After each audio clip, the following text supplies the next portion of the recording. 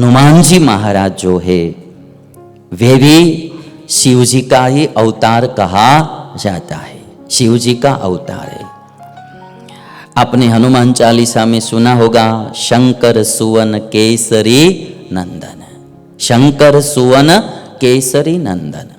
शंकर सुवन, सुवन यानी कि पुत्र, हनुमान जी शंकर के पुत्र है, ऐसा आप हनुमान चालीसा में भी पढ़ते हैं, शंकर सुवन केसरी नंदन। तो वायु के पुत्र भी है हनुमान जी, केसरी के भी पुत्र है, अंजनी के पुत्र है और शिव जी के भी पुत्र है।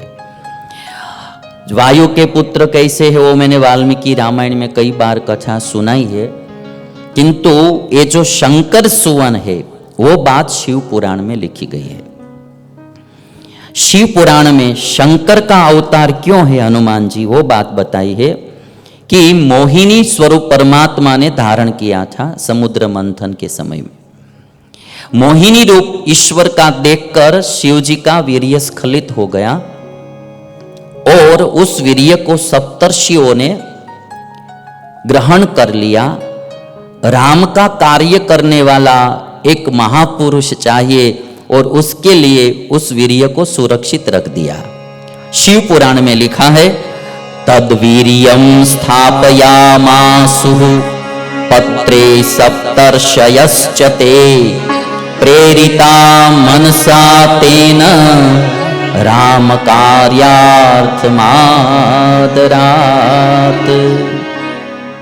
राम के कार्य के लिए वो वीर्य को सुरक्षित रखा।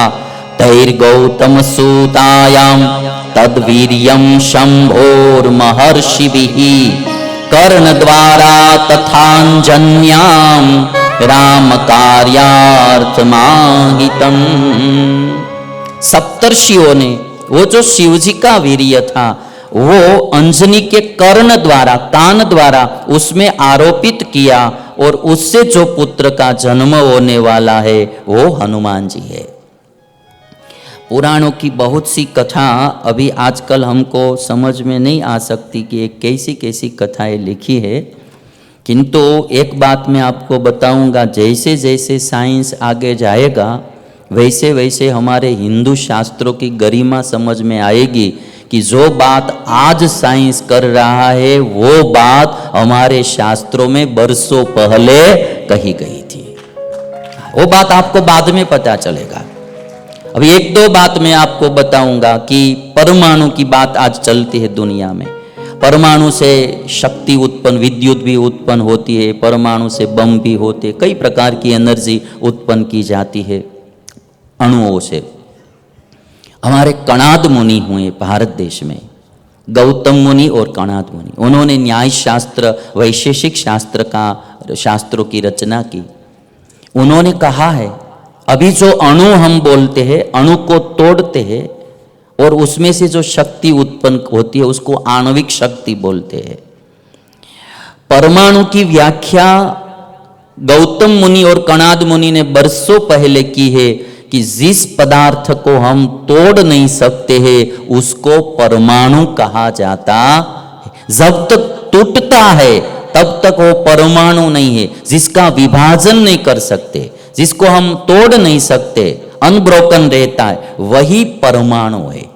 और दो परमाणु को मिलाने से द्व्यणुक बनता है और द्व्यणुक, तीन द्व्यणुक को मिलाने से त्रिणुक बनता है, चतुर्णुक बनता है और धीरे धीरे पदार्थ मोटा मोटा होता जाता है। तो बरसों पहले ये बात कही गई है। हमारे गुजरात में काकरापाल अणु मथक है जो वहाँ विद्युत उत्पन्न की जाती है आणविक एनर्जी से। तो जब हमारे नरेंद्र भाई मोदी सीएम थे गुजरात के, तो एक बार वो देखने के लिए आए थे।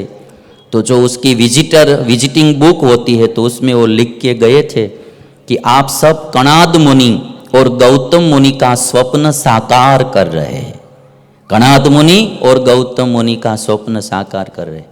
तो एक बार मैं भी वहाँ काकरापाल गया था, तो वहाँ के जो इंजीनियर लोग होते हैं मुझे अंदर दिखाने के लिए ले गए थे। तो उन्होंने कहा कि स्वामी जी, ये नरेंद्र भाई मोदी ने लिखा था कि कणाद और गौतम का स्वप्न साकार कर रहे हैं, तो ये दोनों कौन थे? तो मैंने फिर ये बात उनको बताई कि हमारे ऋषि मुनियों ने जो ज्ञान दिया है, हिंदुस्तान के कई शास्त्रों को तो जला दिया, नहीं तो पूरा दुनिया ब्रह्मांड भर का ज्ञान हमारे शास्त्रों में ऋषि मुनि लिख के गए। हम सबको एक ही ख्याल रखना है कि हमारी संस्कृति बचा के रखना है, हमारा गौरव जिंदा रखना है। हम भारतीय है और हमको गौरव होना चाहे। स्वामी विवेकानंद जी तो बार बार कहते थे, गर्व से कहो हम हिंदू है, गर्व से कहो हम हिंदू है। हमको गर्व होना चाहिए हमारे ऋषि मुनियों का, हमारे शास्त्रों का, हमारी रीतियों का। तो आज अभी आप समझते हैं कि भागवत के 9वें स्कंद में कहा गया है कि एक लड़का जन्म लेता है इक्ष्वाकु वंश में, सूर्य वंश में, तो फिर उसमें से उसको पुत्री बना दी जाती है। फिर पुत्री में से 1 महीना पुत्र 1 महीना पुत्री रहती है, ऐसा बनाया जाता है। तो ये बात हम सब सुनते थे पहले, भागवत में तो होता था कि ऐसा कैसे हो सकता है, पुत्र में से पुत्री, फिर 1 महीना पुत्री रहती, 1 महीना पुत्र रहता है। तो अभी जो साइंस करके दिखाता है, कोई पुरुष को ऐसी इच्छा होती है कि अब पुरुष शरीर में मुझे अच्छा नहीं लग रहा है और पुरुष शरीर में नहीं रहना है, मुझे भी नारी बनना है, तो ऐसे ऐसे इंजेक्शन लगा के, सर्जरी करके, भांति भांति के हॉर्मोन्स प्रकट करके नर में से नारी बनाई जाती है और नारी में से नर भी बनाया जाता है। अभी आप साइंस ये करके दिखा रहा है। पूर्व में जो ये बात बताई गई थी, जब साइंस ने नहीं करके दिखाया था, तो हमको भी लगेगा कि शास्त्रों में कैसी कैसी बातें लिखी है, ऐसा तो हो सकता है, नर में से नारी, नारी में से नर। किंतु वो बात बरसों पहले भागवत में लिखी गई है।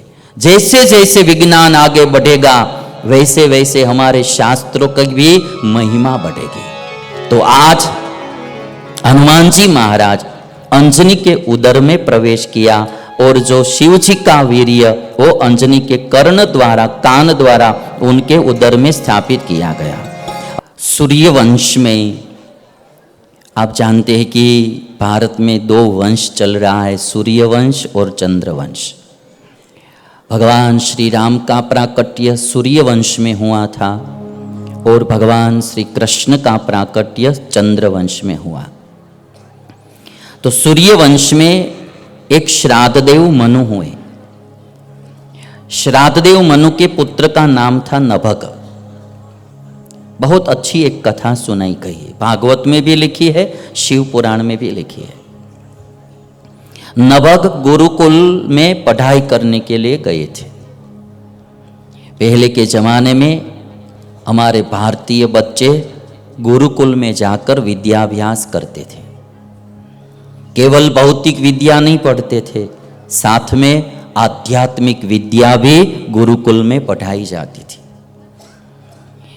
केवल भौतिक विद्या से आदमी धनवान हो सकता है, किंतु सुख शांति मिल ही जाती है ऐसा नहीं कह सकते। जितना आदमी शिक्षित हो, साथ में उतना ही संस्कारी हो, धार्मिक और आध्यात्मिक हो, तो उतना ही वो 2 गुना 3 गुना ज्यादा सुखी होता है। तो हमारी जो गुरुकुल परंपरा थी, गुरुकुल परंपरा, उसमें बच्चों को शिक्षण के साथ संस्कार भी दिए जाते थे।